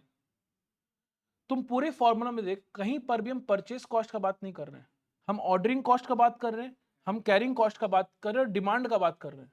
क्योंकि obviously EOQ से क्या निकलेगा कि एक बार में कितना क्वांटिटी खरीदें, तो ऑब्वियसली यूनिट्स को तो लेना ही पड़ेगा ना, यूनिट्स को तो लेना ही पड़ेगा। पूरे में कहीं पर भी परचेस कॉस्ट है ही नहीं। क्यों, क्योंकि ऑब्वियसली हम उस केस का बात करें जहां डिस्काउंट ही नहीं है, और डिस्काउंट जब नहीं होता है तब परचेस कॉस्ट इज रेलेवेंट कि इररेलेवेंट, इररेलेवेंट। इसलिए पूरे फॉर्मूला में देखो परचेस कॉस्ट है ही नहीं। तो ये फॉर्मूला तब अप्लाई होगा जब कोई डिस्काउंट आपको नहीं मिल रहा है, तब। समझ में आया, पक्का एवरीवन। सर लेकिन एक क्वेश्चन है मेरे मन में, आप तो बोलते हैं फॉर्मूला आप याद नहीं कराते हैं, बट हमको तो ये फॉर्मूला याद करना, बट ठीक है छोटा सा फॉर्मूला, बट हमको याद तो करना पड़ रहा है। अब try to understand one thing, हम लोग को यहाँ पर क्या करना है, ऑर्डरिंग कॉस्ट, परचेस, अच्छा डिस्काउंट जब नहीं है तो परचेस कॉस्ट क्या इररिलेवेंट है, तो what is relevant, ordering cost और कैरिंग कॉस्ट। मतलब अल्टीमेटली क्या करना है, मेरे को ये इंश्योर करना है, हमको एक ऐसा लेवल निकालना है जहां पर sum total of ordering cost and sum total of carrying cost क्या हो, मिनिमम हो। क्या ये बात समझ आया कि नहीं आया। ईओक्यू का मतलब क्या है कि हमको ऐसा लेवल जहां पर टोटल कॉस्ट क्या है, कम आए। परचेस कॉस्ट मेरे को पता चला, कोई भी केस ले लो, परचेस कॉस्ट हमेशा क्या आएगा, सेम आएगा, क्योंकि डिस्काउंट ही नहीं है। तो परचेस कॉस्ट भूल ही जाइए ना, इट इज इररिलेवेंट। मेन चीज क्या है मेरे लिए, ऑर्डरिंग कॉस्ट और carrying cost. That means I need to ensure कि ऑर्डरिंग कॉस्ट और कैरिंग कॉस्ट क्या हो, उसका जो सम टोटल है, हमको एक ऐसा लेवल, हम एक बार में उतना क्वांटिटी खरीदेंगे जिसमें मेरा टोटल ऑर्डरिंग कॉस्ट और टोटल कैरिंग कॉस्ट साल भर का क्या है, का सम क्या है, मिनिमम है। अंडरस्टैंड, मिनिमम, मिनिमा, मिनिमा, कुछ मैथ्स में याद आ रहा है, मैक्सिमा, मिनिमा। मतलब ये जो फॉर्मूला है ये डिराइव हुआ है फ्रॉम डिफरेंशिएशन। कहां से डिराइव हुआ है, डिफरेंशिएशन, कैलकुलस। पसंद है सबको, नहीं, इसलिए हम इसके प्रूफ में नहीं जा रहे यहां, बट हाँ ट्राई करना है। जब आप ये सीख जाओ ना कि टोटल ऑर्डरिंग कॉस्ट कैसे निकालते हैं और टोटल कैरिंग कॉस्ट कैसे निकालते हैं, उसके फॉर्मूला में पुट करना, फिर डिफरेंशिएट करना with respect to quantity, with respect to quantity, और फिर dy by dx equal to 0 करना, तब देखना यही फॉर्मूला बनेगा। ठीक है, हम उस पर जा नहीं रहे क्योंकि कोई सेंस नहीं है दूर दूर तक। ठीक है ना, ऐसे आप लोग, आधे लोग तो ऐसे हैं जो लोग कैलकुलस छोड़ के गए थे।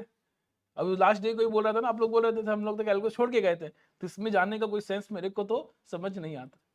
ठीक है, बट ट्राई करना, जिसको पसंद है वो लोग ट्राई करना। अभी नहीं, जब आप सीख जाओ टोटल ऑर्डरिंग कॉस्ट कैसे निकालते हैं, टोटल कैरिंग कॉस्ट कैसे निकालते हैं, उसको इक्वल टू एक्स कर देना, फिर with respect to quantity try करना।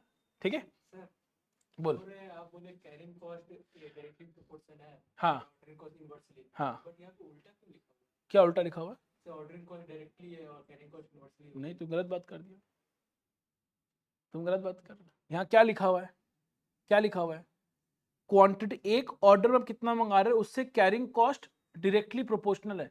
तुम इसको लिंक किसे कर रहा है कि डिवाइड बाय यहाँ सी किया हुआ है और उसका रूट भी तो किया हुआ है, और ये टोटल कैरिंग कॉस्ट का बात हो रहा है, और ये सी का मतलब क्या है, कैरिंग कॉस्ट पर यूनिट है, नॉट टोटल कैरिंग कॉस्ट। कुछ समझ में आ रहा है, यहां पर ये कैरिंग कॉस्ट का मतलब, हम लोग क्या बात करें, टोटल जो कैरिंग कॉस्ट है वो डायरेक्टली प्रोपोर्शनल है क्वांटिटी पर ऑर्डर से। और यहां पर सी का मतलब टोटल कैरिंग कॉस्ट नहीं है, यहां पर सी का मतलब है कैरिंग कॉस्ट पर यूनिट पर आनम, एक यूनिट का, सिर्फ एक यूनिट का, एक साल का कैरिंग कॉस्ट को सी बोल रहे हैं हम लोग। समझ में आया, तो both are not same. Similarly यहां पर ओ का मतलब टोटल ऑर्डरिंग कॉस्ट नहीं है, यहां ओ का मतलब क्या, ऑर्डरिंग कॉस्ट पर ऑर्डर, एक ऑर्डर का ऑर्डरिंग कॉस्ट है। करेक्ट है, इसलिए we can not link with that. ठीक है, अभी जो मेन चीज यहां तुमको समझना है, एक चीज, अभी एक टर्म आया तो ऑर्डरिंग कॉस्ट पर ऑर्डर ये समझ में आ गया, मतलब एक बार सामान मंगाने के कारण मेरा खर्चा कितना लग रहा है, चाहे फ्रेट का बोलो, ट्रांजिट इंश्योरेंस बोलो, ये सारा मिलाकर एक ऑर्डर के कारण खर्चा कितना लग रहा है, उसको हम लोग क्या बोलेंगे, ordering cost per order. Similarly carrying cost per unit per annum का मतलब क्या हुआ, एक यूनिट को अगर एक साल तक हम इन्वेंट्री में रखते हैं तो मेरे को स्टोरेज कॉस्ट कितना पड़ेगा। लैंग्वेज में ध्यान देना, क्या लिखा हुआ है, कैरिंग, सी का मतलब क्या है, carrying cost per unit per annum. Break the parts. Carrying cost मतलब स्टॉक में रखने का खर्चा, किसका किसका, एक यूनिट का, एक साल का, मतलब अगर एक यूनिट को एक साल तक इन्वेंट्री में रखेंगे तो मेरा खर्चा, स्टोरेज का खर्चा कितना पड़ेगा, उसको हम लोग क्या बोलते हैं, carrying cost per unit per annum. तो यहां पर देखो एक बात लिखा हुआ है, लिखा हुआ क्या है देखो, but if carrying cost is expressed in percentage, if carrying cost is expressed in percentage then the same should be taken as a percentage of purchase price। समझ में नहीं आया सर क्या बोल रहे हैं।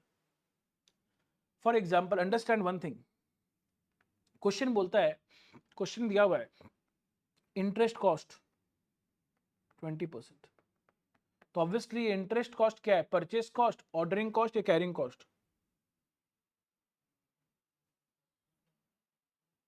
जल्दी बोलिए। अरे तो सोचने का बात ही नहीं है, इंटरेस्ट कॉस्ट तो कैरिंग कॉस्ट ही होगा। इंटरेस्ट कॉस्ट कब लगेगा, खरीदने के बाद लगेगा, जब तुम्हारे पास आ जाएगा और स्टॉक में रहेगा तब तो तुम देगा ना इंटरेस्ट। उसके पहले तुम क्या बोलेगा बैंक को कि भैया रॉ मटेरियल आया नहीं, बिना आया आपको हम कैसे दें आपको इंटरेस्ट, तो इंटरेस्ट लगना कब चालू होगा, स्टॉक में रखने आने के बाद। फॉर्मूला वाइज अगर बात करें हम लोग क्या लेते हैं, सी लेते हैं। सी का मतलब क्या है, carrying cost per unit per annum. मतलब क्या हुआ कि अगर हम एक यूनिट को, अगर हम एक यूनिट को स्टॉक में रखते हैं एक साल के लिए तो मेरा खर्चा कितना पड़ेगा। बैंक में से इंटरेस्ट कितना चार्ज करता है, 20%। 20% किस चीज पे, जितना हम फंड यूज कर रहे होंगे। सी का मतलब क्या है, एक यूनिट का कैरिंग कॉस्ट। सी का मतलब क्या है, एक यूनिट का कैरिंग कॉस्ट। अच्छा एक चीज सोचो, अगर हम एक यूनिट को अगर हम स्टॉक में रख के रखे एक साल के लिए तो कितना रुपया तुम्हारा ब्लॉक्ड है। मेरा क्वेश्चन क्या है सुनना, अगर हम एक, क्योंकि सी का मतलब क्या है, carrying cost per unit per annum, मतलब कि एक यूनिट को अगर एक साल के लिए इन्वेंट्री में रखते हैं तो मेरा कैरिंग कॉस्ट कितना है। मान लो मेरा कैरिंग कॉस्ट, स्टोरेज कॉस्ट वगैरह कुछ नहीं दिया हुआ है, खाली इंटरेस्ट दिया हुआ है, तो खाली इंटरेस्ट के बारे में सोचेंगे। मतलब क्या होगा कि अगर एक यूनिट को, अगर एक, मान लो एक पेन को अगर हम कहां रखते हैं, स्टॉक में रखते हैं, कितने दिन के लिए, एक साल के लिए, तो मेरा क्वेश्चन है कितना, इसका मतलब बैंक का हम कितना रुपया यूज किए हुए, मतलब बैंक का कितना पैसा फंसा हुआ है। जितना इस पेन का दाम है, अरे जितना इस पेन का दाम है उतना ही तो हम लोन का पैसा यूज किए होंगे ना इस पेन के पीछे। हम बैंक से लोन क्या चीज के लिए लिए थे, इस पेन को खरीदने के लिए। देखो एक होता है रटने का बात, क्या कि सब परसेंटेज में दिया रहेगा ना कैरिंग कॉस्ट, तो क्या करेंगे हम उस परसेंटेज को परचेज प्राइस से मल्टीप्लाई करेंगे। बहुत सिंपल है, याद रखना कि कैरिंग कॉस्ट अगर परसेंटेज में दिया हुआ है तो क्या करना, जो परसेंटेज दिया हुआ है उसको परचेज प्राइस, क्योंकि इस बात को समझो, सी का मतलब क्या है, carrying cost per unit per annum, मतलब रुपीज में चाहिए, बट यहां कैरिंग कॉस्ट किस में दिया, परसेंटेज में दिया हुआ है। तो अगर परसेंटेज में दिया रहे तुम क्या करना, उसका परचेज प्राइस जो दिया रहेगा ना उससे मल्टीप्लाई कर देना, तो तुमको सी का वैल्यू आ जाएगा। तो ये याद रखने के लिए कोई दिक्कत नहीं है, बहुत सिंपल है। लेकिन I am trying to explain you why it is done so that, मतलब परसेंटेज को हम परचेज प्राइस से मल्टीप्लाई क्यों कर रहे हैं, मैं आपको वो समझाने की कोशिश करूं, इसलिए थोड़ा सा दिमाग को खोल के समझेंगे। मैं क्या बोल रहा हूं, कैरिंग कॉस्ट का मतलब है कि स्टोर करने का खर्चा, एक यूनिट को एक साल के लिए। अब मान लेते हैं इस पेन को अगर हम स्टॉक में रखते हैं एक साल के लिए, और मान लो कैरिंग कॉस्ट में सिर्फ इंटरेस्ट कॉस्ट ही है, तो इंटरेस्ट किस पे लेगा बैंक, जितना तुम उसका लोन सैंक्शन किया है या फिर लोन का जितना पार्ट तुम यूज करता है उससे में बैंक इंटरेस्ट चार्ज करता है। यूज किए, जितना सैंक्शन उससे मतलब नहीं है, आप जितना लोन का पैसा यूज करते हो उसमें इंटरेस्ट बैंक चार्ज करता है। तो ऑब्वियसली अगर हम एक पेन का सिर्फ बात कर रहे हैं तो एक पेन का जितना कॉस्ट होगा उतना ही तो तुम लोन का पैसा यूज किया है ना। तो मतलब इस पेन के कारण तुम्हारा कितना तुम फंड ब्लॉक किया है, जितना इस पेन का परचेज प्राइस है। तो बैंक जो इंटरेस्ट 20% चार्ज करे, किस पे चार्ज करेगा, जितना इस पेन का परचेज प्राइस है। इसीलिए यहां लिखा हुआ है कि कैरिंग कॉस्ट अगर परसेंटेज में दिया हुआ रहेगा तो आप किससे मल्टीप्लाई करना, परचेज प्राइस से मल्टीप्लाई कर देना। समझ में आया। सर बट एक बात बताइए, अगर हम परसेंटेज को परचेस प्राइस से मल्टीप्लाई करते हैं तो वो तो एक यूनिट का क्या आया, कैरिंग कॉस्ट आया, क्योंकि वो एक पेन का प्राइस से मल्टीप्लाई कर रहे हैं। जो प्राइस है वो तो एक पेन का है, अगर उसी से मल्टीप्लाई कर रहे हो तो एक यूनिट का है, बट वो एक साल का कैसे हुआ? 20% क्या चीज का है? एक साल का रेट है ना। परसेंटेज तो हमेशा क्या होता है, पर एनम ही होता है, और परचेस प्राइस जो एक यूनिट का है, तो एक यूनिट का एक साल का कॉस्ट निकल गया उससे। समझ में आया? तो जब भी कैरिंग कॉस्ट किस में दिया रहेगा, परसेंटेज में दिया हुआ रहेगा, हम लोग क्या करेंगे, उसको परचेस प्राइस से मल्टीप्लाई करेंगे, तो उससे क्या निकलेगा, सी का वैल्यू। सी का मतलब क्या है, carrying cost per unit per annum. Sanction मतलब तुम जो एप्लीकेशन करता है कि 10 लाख रुपए का लोन चाहिए, उसको बोलते हैं सैंक्शनड अमाउंट। बट सारा पैसा एक बार बैंक डिसबर्स नहीं करता, इंस्टॉलमेंट पे डिसबर्स करता है। अभी तुमको जितना रुपए चाहिए उतना बैंक तुमको देगा तुरंत, उस पर इंटरेस्ट चार्ज होगा। और जो तुम पैसा यूज ही नहीं किया, तुम बैंक उस पर इंटरेस्ट देगा क्या? नहीं, जितना तुम यूज किया उतने पे इंटरेस्ट देगा। क्या ये चीज समझ में आया कि अगर कैरिंग कॉस्ट परसेंटेज में क्यों परचेस प्राइस से मल्टीप्लाई करना है? अगर डाउट है, can ask again, I can repeat again, there is no issue in that. But 100% clarity है या नहीं है इसमें? पक्का 100%? इसके बाद मुझसे मैंने क्या किया ना, कुछ एग्जांपल्स भी लेकर रखा है, सो दैट क्या हो, हम लोग का कॉन्सेप्ट क्लियर हो जाए, because before going into any question, right. जैसे कोई भी सोल्यूशन का रेफर नहीं किया, सोल्यूशन के साथ है तब सोल्यूशन एकदम रेफर नहीं करेंगे, ठीक है। जैसे यहां देखो, ध्यान दो, एक क्वेश्चन है, ठीक है, आपके एग्जाम में एमसीक्यू क्वेश्चंस भी आएगा ना, इसलिए मैं एमसीक्यू बेस्ड। देखो एमसीक्यू की सबसे अच्छा बात है क्या, आप सारे कॉन्सेप्ट को क्लियर हो जाता है आपका एमसीक्यू के थ्रू, राइट। तो आइए सबसे पहला एग्जांपल देखते हैं, क्या ये लोग लिखा है। लिखा है एनुअल डिमांड कितना है, 1 लाख पैक्स। ब्रैकेट में लिखा है 1 पैक कंसिस्ट ऑफ 10 पीसेस। अच्छा, अगर पैक्स में बोले तब तो एनुअल डिमांड कितना होगा, 1 लाख होगा, लेकिन अगर हम पीसेस में बात करें तो एनुअल डिमांड कितना हो जाएगा, 10 lakh. Ordering cost per order कितना, 100 है। सर ओ का मतलब तो ऑर्डरिंग कॉस्ट पर ऑर्डर ही होता है। अच्छा, और सी का मतलब क्या था, carrying cost per unit per annum. तो देखो कैरिंग कॉस्ट पर पीस, मतलब यहां पर यूनिट्स किसमें, पीसेस में, यहां पर किसमें, पीसेस में, इसलिए एनुअल डिमांड भी हम पीसेस में लेंगे, पक्का। तो carrying cost per piece per annum, per piece per annum वो कितना है, 0.5 है। तो पूछ रहा how much is the EOQ, so obviously यहां पे ईओक्यू जो निकलेगा पीसेस में निकलेगा कि पैक्स में, पीसेस में, राइट। तो ईओक्यू का पहले फॉर्मूला क्या है, root over of 2AO upon C, root over of 2। अच्छा, यहां पर एनुअल डिमांड कितना लेंगे, कितना लेंगे, 10 लाख, क्योंकि अपने को समझ में आया यहां पर पीस दिया हुआ था, तो हमको एनुअल डिमांड भी पीसेस में लेना है। पीसेस कितना है, 10 लाख से, into O ordering cost per order वो कितना 100 है, बाई सी कितना है 0.5। सॉल्व करके बताइए कितना आ रहा है ईओक्यू, 20,000 क्या आया, 20,000 पीसेस, 20,000 पीसेस। अब प्रॉब्लम क्या है, देखिए यहां पर दो ऑप्शन ना पैक्स में लिखा हुआ है और दो ऑप्शन पीसेस में दिया हुआ है। देखो पीसेस में जो दिया हुआ है वो 2000 और 6325, बट आंसर कितना है 20,000 आया, तो ये दोनों पीसेस वाला ऑप्शन हो नहीं सकता। मतलब क्या कर लेते लास्ट में हम 20,000 पीसेस को पैक्स में कन्वर्ट कर लेते, कितना होगा 2,000 पैक्स। देखो ध्यान देना आपको क्वेश्चन क्या बोला था, एक पैक में कितने पीसेस है, 10 पीसेस है, एक पैक में 10 पीसेस है, 10 पीसेस मींस 1 पैक, तो 20,000 pieces means what, divide by 10 हो जाएगा ना, यस और नो। तो डिवाइड बाय 10 की तो कितना आया 2000 पैक्स, तो 2000 पैक्स का मतलब ऑप्शन नंबर ए। समझ में आया कि नहीं आया? जो लोग ऑनलाइन करे बताएंगे सभी को क्लियर है क्या?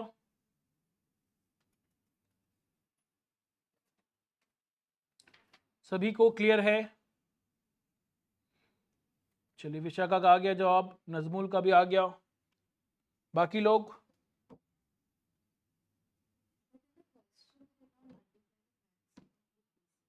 सोल्यूशन का बात कर रहे हैं क्या? सोल्यूशन में लोग क्या किया, पैक्स में निकाला है, ये हमको सपना थोड़ी आएगा कि पैक्स में चाहिए। जब हमको यहां दिखा कि पर पीस लिखा हुआ है तो हम तो पीसेस में निकालेंगे, हम तो ये समझेंगे कि इनका यूनिट्स क्या है, पीस है, ठीक है ना। वो तो बाद में देखेंगे ऑप्शन क्या है। तो ये हैबिट में रखो क्योंकि बड़े क्वेश्चंस भी करना है अपने को, तो ये हैबिट होना चाहिए कि अगर कैरिंग कॉस्ट तुमको दिख रहा है पर पीस है, मतलब सारा कैलकुलेशन किसमें करेंगे हम, पीसेस में ही करेंगे, ठीक है ना।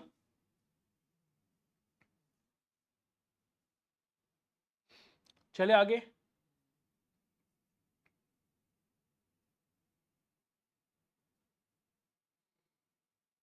कुछ ऐसा करे कि सोल्यूशन दिखे ही नहीं आपको। अरे हाँ, कुछ लोग देख के बोल देते हैं बोलने के बाद भी, ताकि सर को अच्छा लगे कि हाँ देखो हमको सब आता है। देखो क्या दिया हुआ है, quarterly consumption of raw material कितना है, 2 लाख kg। परचेज प्राइस कितना है, 100। ऑर्डरिंग कॉस्ट पर ऑर्डर कितना दिया हुआ है, 1200। Carrying cost per unit per month 10%। How much is the economic order quantity. पहला क्वेश्चन है, इकोनॉमिक ऑर्डर क्वांटिटी का फॉर्मूला बताओ। हमेशा जो तरीका बता रहे इसको अगर फॉलो करेंगे आपसे कभी भी गलती नहीं होगा, ठीक है। ए का मतलब क्या था, annual demand of raw material. तो बताओ यहां देखकर, annual demand of raw material कितना दिया हुआ है, 2 लाख kg। क्या ए को हम 2 लाख kg लेंगे कि नहीं लेंगे, नहीं सर, क्योंकि सर यहां पे क्या लिखा है, क्वार्टरली। क्वार्टरली ये क्वार्टर का है, जबकि फॉर्मूला में ए का मतलब एनुअल है। मतलब एक साल में कितने क्वार्टर्स होते हैं, 4 क्वार्टर होता है। और अगर एक क्वार्टर का दिया हुआ है, क्वार्टर में एक क्वार्टर का हुआ तो इंटू 4 करना पड़ेगा, इंटू 4 करना होगा, यस और नो। इसलिए फॉर्मूला लिखो, पहले सोचो हर एक टर्म का मीनिंग क्या, फिर करो। नहीं तो हड़बड़ी में क्या होगा, कुछ लोग 2 लाख ही ले लेंगे जो सोचेंगे ही नहीं। समझ आया जय दिलजीत कि मैंने 2 लाख ही था, क्या सही बोल रहे ना, हाँ नहीं सही बोल रहे कि नहीं, ये बताओ खाली हमको। क्या सर मत बोलो, मुझे बताओ कि हम तो माइंड ठीक में रीड किए कि नहीं किए, ये बताओ। सो 8 लाख kg क्या होगा, एनुअल डिमांड, यस और नो।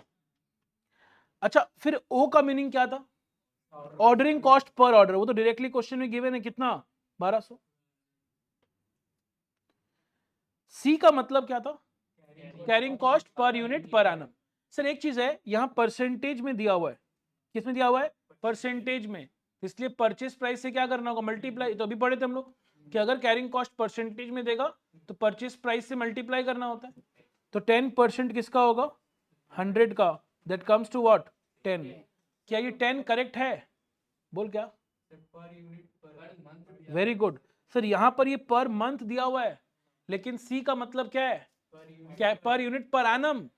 तो ये जो 10 रुपये आया एक महीने का आया, बट हम लोग को पर एनम चाहिए, इसलिए इंटू 12 करना होगा, करेक्ट, एकदम करेक्ट। क्लियर है। तो कैरिंग कॉस्ट कितना हो गया, 120 हो गया। तो हर एक टर्म में फोकस करना होगा। ए का मतलब है annual demand, annual of raw material. दो वर्ड इंपॉर्टेंट यहां पर ए में, एक हो गया एनुअल, एक हो गया रॉ मटेरियल। फिनिश गुड्स का नहीं, एनुअल डिमांड, रॉ मटेरियल का एनुअल डिमांड। यहां तो अभी तक क्वेश्चन आसान चल रहा है, बाद में ऐसा क्वेश्चन भी आएगा जब फिनिश गुड्स का भी दिया रहेगा एनुअल डिमांड, रॉ मटेरियल का भी दिया रहेगा, और तब तुमको लगे कौन सा ले। तो ये दो वर्ड इंपॉर्टेंट, पहला बात एनुअल, दूसरा बात रॉ मटेरियल। ओ में कोई प्रॉब्लम नहीं, ऑर्डरिंग कॉस्ट पर ऑर्डर, उसमें झमेला करता नहीं। सी में ध्यान रखना, carrying cost per unit per annum, ठीक है पक्का, एक प्रोडक्ट का 100 रुपया दाम है, उससे 10 रुपये इंटरेस्ट, राइट, इंटरेस्ट रेट 10% एक महीने का है, तो एक साल का कितना हो गया, 120%। कितना इंटरेस्ट चार्ज करा सोच, महीने का 10%। तो अब तुम फॉर्मूला में पुट कर लो, ईओक्यू इक्वल टू क्या होगा, root over of 2 into 8 lakhs into 1200 by 120 और इसका स्क्वायर रूट।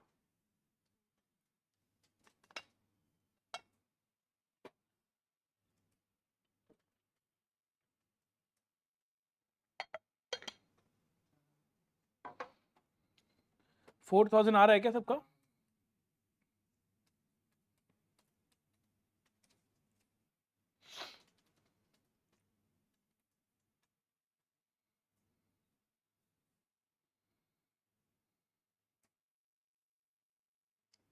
Done everyone. चले आगे अब। अच्छा एक और क्वेश्चन है, देखो अगेन डोंट रेफर सोल्यूशन, ये तो सोल्यूशन हमको समझ में नहीं आया, देख लो सोल्यूशन को, हाँ बोल। 4000 यूनिट है। हाँ तो ये 4000 यूनिट का मतलब क्या हुआ, कि मतलब एक बार में हम कितना मंगाएंगे, 4000 मंगाएंगे। साल भर में कितना चाहिए हमको, 8 लाख चाहिए, बट एक बार में कितना मंगाएंगे, 4000 यूनिट्स। 4000 यहाँ केजी हो जाएगा ना, 4000 केजी, ठीक है, ये लोग यूनिट्स में लिखा है, बट एक्चुअल में क्या लिखना चाहिए, 4000 केजी। तो ईओक्यू जो आया 4000, मतलब एक बार में कितना मंगाएंगे, 4000 केजी मंगाएंगे। तो कितने बार मंगाना पड़ेगा बताओ तो, 200 बार, एकदम करेक्ट, क्योंकि साल भर में कितना चाहिए, 8 लाख चाहिए, और एक बार में अगर 4000 मंगा रहे हैं तो डिवाइड करेंगे तो मिल जाएगा। तो 8 लाख बाय 4000 कितना आ रहा है, 200। तो एक साल में कितने बार मंगाएंगे हम, 200 बार मंगाएंगे, ठीक है। सर अब तो वो लोग यूनिट का गलती कर रहे हैं, केजी लिखना चाहिए। हाँ,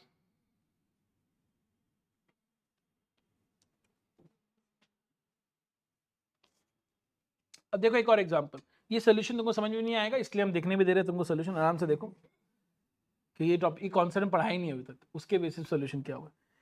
ईओक्यू दिया हुआ कितना तुमको, 1000 यूनिट्स, परचेज प्राइस कितना है, 100 है, कैरिंग कॉस्ट कितना है, 8% है ऑफ एवरेज इन्वेंट्री। देखो जब भी कुछ नहीं लिखा हुआ रहे तो समझ जाना ये पर एनम ही है। यहाँ लिखा हुआ है क्या, नहीं लिखा हुआ है, मतलब ये क्या है, पर एनम है। ऑर्डरिंग कॉस्ट कितना है, पर ऑर्डर 1000 है। What, how much is the annual demand, okay, यहाँ पर तुमको एनुअल डिमांड निकालने बोल रहा है। अच्छा, पहला बात क्या लगता है कैसे करना चाहिए इस क्वेश्चन को, पहले फॉर्मूला लिखेंगे हम, तो EOQ equal to AO upon C, ठीक है।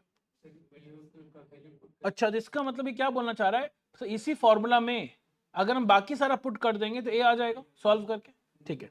तो क्या क्या चाहिए, सबसे पहले EOQ चाहिए, EOQ कितना दिया हुआ है, 1000 यूनिट्स, A तो हमको निकालना है। अच्छा, O का मतलब ऑर्डरिंग कॉस्ट पर ऑर्डर, तो ऑर्डरिंग कॉस्ट पर ऑर्डर कितना है, 1000।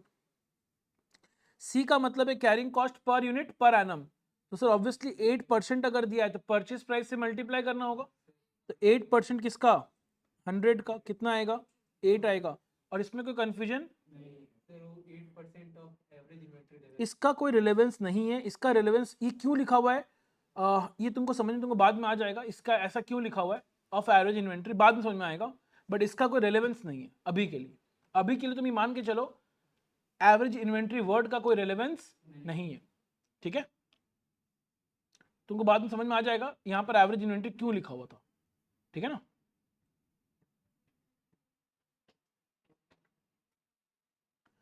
चलिए, तो अब फॉर्मूला में पुट करेंगे, तो 1000 हो गया EOQ equal to root over of 2 into A into O कितना है 1000 बाई C कितना 8, सॉल्व करेंगे।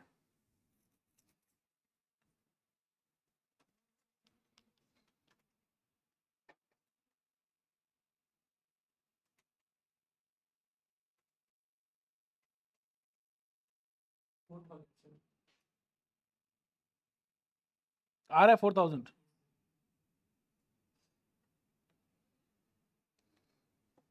जैसे सबसे पहले क्या करना होगा, स्क्वायरिंग बोथ द साइड्स, दोनों साइड स्क्वायर करेंगे तब तो रूट हटेगा ना, पहला काम क्या है, रूट हटाना है। तो ये बेसिक मैथ्स हम बताए थे, बेसिक मैथ्स फाउंडेशन में बोले थे कि बेसिक मैथ्स आपको जरूर आना चाहिए कि रूट कैसे हटता है, स्क्वायर करके।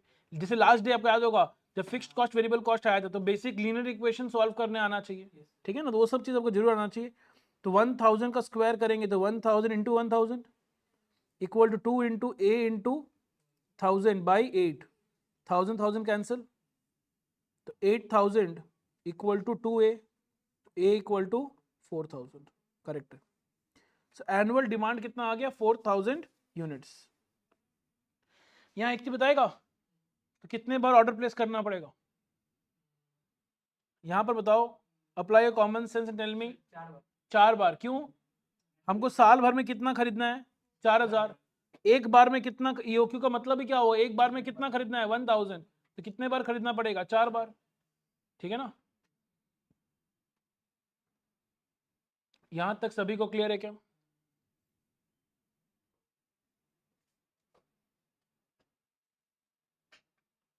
किसी को यहां तक कोई डाउट, पक्का, चले आगे।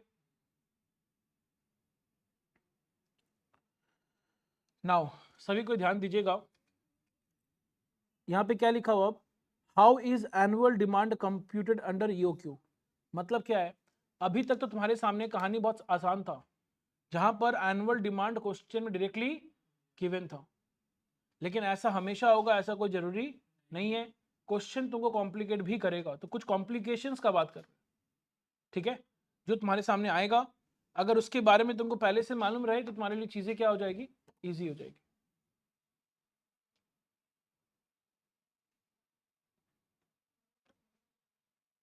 एक ये सब बाद में पढ़ेंगे क्या लिखा हुआ है, समझने का पहले कोशिश करते हैं। जैसे मान लो कोई एक साइकिल मैन्युफैक्चरर का एग्जांपल लेते हैं, या मोटरसाइकिल का एग्जांपल इजी हो जाएगा, मारुति सुजुकी। मारुति सुजुकी वाले बाइक्स स्कूटी बनाते हैं, है ना। तो मारुति सुजुकी वाला क्या बोलता है, हम लोग का एनुअल डिमांड स्कूटी का एनुअल डिमांड कितना है, 10,000 स्कूटी का डिमांड है, राइट। और उसके लिए हम लोग को क्या चाहिए, मोटरसाइकिल बनाने के लिए टायर चाहिए। टायर वो लोग खुद से नहीं बनाता है, एमआरएफ कंपनी नाम सुने आप लोग, तो अलग एमआरएफ का टायर यूज करता है। तो वो लोग देखा उसके लिए वो क्या करना पड़ेगा, एमआरएफ कंपनी से टायर्स खरीदना पड़ेगा, राइट। तो मेरा क्वेश्चन है यहाँ पर, एनुअल डिमांड कितना होगा, मतलब ईओक्यू निकालना है तो उसके लिए एनुअल डिमांड कितना होगा। बस क्वेश्चन पूछेगा व्हाट इज ईओक्यू, क्वेश्चन क्या देगा, मतलब बोल देगा कि हम लोग का मोटरसाइकिल मतलब बाइक्स स्कूटी बनाने के लिए स्कूटी का एनुअल डिमांड कितना है, 10,000 है, उसके लिए टायर चाहिए। फिर दे देगा ऑर्डरिंग कॉस्ट पर ऑर्डर इतना है, ऑर्डरिंग कॉस्ट पर ऑर्डर इतना है, carrying cost per unit per annum इतना है, कंप्यूट ईओक्यू। क्वेश्चन इतना ले, कंप्यूट ईओक्यू।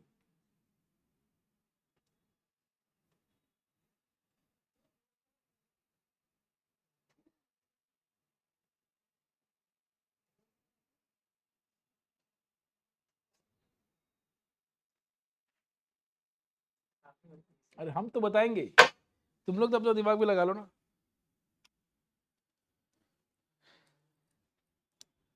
अच्छा, पहला क्वेश्चन तुमसे पूछेंगे हम कि 10,000 जो हम बोले एनुअल डे बताया ना, तो 10,000 होगा या नहीं होगा। अगर तुम बोलता है नहीं होगा, अगर होगा तो कोई बात नहीं, बट अगर तुम बोलता नहीं होगा तो क्यों नहीं होगा तुमको ये बताना है। बोलन मैडम, व्हाई नॉट 10,000।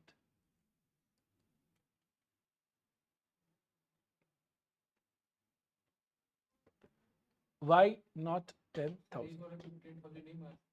ये तो एनुअल डिमांड का बात हो रहा है, एनुअल डिमांड का मतलब क्या, साल भर का कितना डिमांड है। ईओक्यू तो फॉर्मूला में यूज करके निकालेंगे, ईओक्यू तो फॉर्मूला के बेसिस में आएगा ना। अरे ईओक्यू के फॉर्मूला में ए आता है ना, और ए का मतलब एनुअल डिमांड है। तो मेरा क्वेश्चन वही है कि 10,000 एनुअल डिमांड होगा या नहीं होगा। होगा, बाकी लोग होगा, आपका तो नहीं होगा।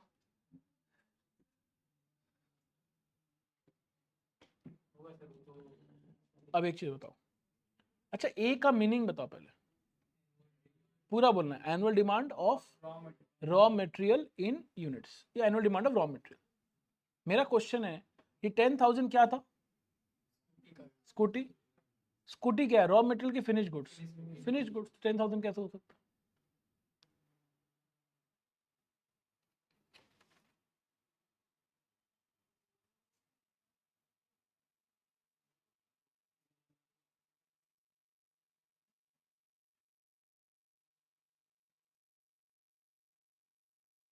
एक मिनट रुक जाओ।